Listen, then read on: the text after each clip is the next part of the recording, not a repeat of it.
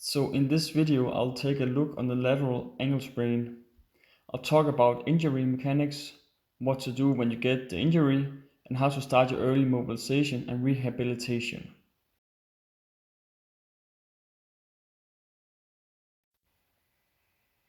Lateral ankle sprain is the most common ankle injury, up to 85% of all ankle injuries. When the injury occurs, it elongates the ligaments on the lateral side and mostly results in different degrees of torn ligaments depending on the force. The tears of the ligaments can be surmised in 3 degrees. In a grade 1 ligament tear, you might feel some minor pains, but the ankle is still stable. You can picture the tear as a cheese with holes here and there. A grade 1 will heal pretty fast, but be aware not to overdo training, else you increase the risk of a new twist and by that further tear the ligament. A grade 2 ligament tear is kinda like a torn paper, but not completely torn in half. A grade 2 ligament tear will often have more pain than a grade 1, and there will be some degree of instability of the ankle. Lastly, we have a 3rd degree ligament tear. Here the ligament is torn completely over or in half. When this happens, you will feel a lot of pain, as in a grade 2 or maybe worse. But where the 1st and 2nd grade ligament tear can be painful for weeks or months, the grade 3 tear will only be painful at the time of injury. Why?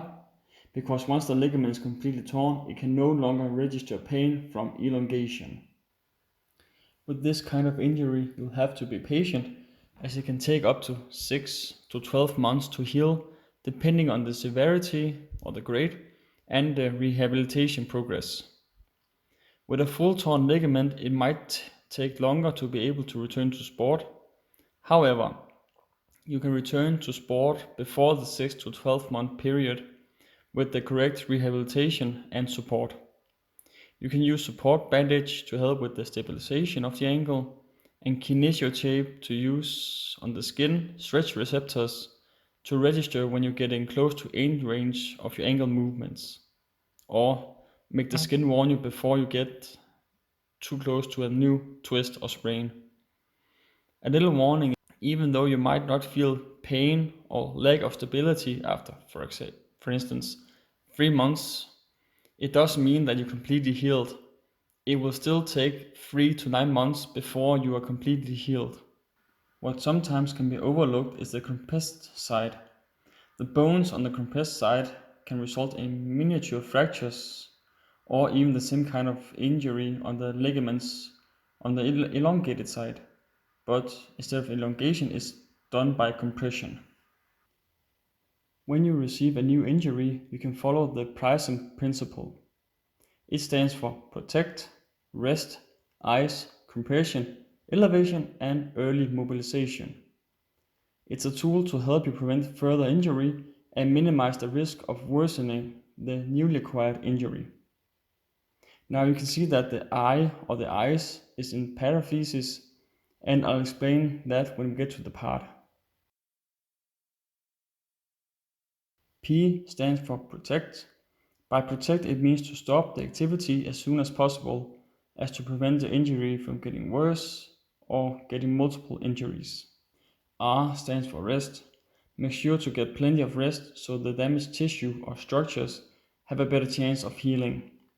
Make sure to find the right balance between rest and early mobilization and activity. I stands for ice, and this part is skippable because it only helps on the pain. It might slow down the swelling a bit, but it has so little effect that it doesn't really matter. Besides, your body needs the swelling to help regenerate the damaged tissue, and the compression is far better at handling the swelling. But if the pain is severe enough, make sure to use it to make it more bearable. Use it for a maximum of 20 minutes with a 60 minutes break between each usage. Never put the ice directly on the skin. C stands for compression. You can guide the swelling and help it as to not get out of hand. You want to find a fine balance between the compression and letting the injury or the injured part get swollen up. Again, The swelling is the body's natural response to start the healing process. Compression might be adjusted multiple times at day 0 or the day of the injury, depending on the pressure from the swelling. The compression will also help with stabilizing the injury. When you put on the bandage, you want it to be firm, but not so much that it stops the blood flow. Notice how I roll it on, loose but firm.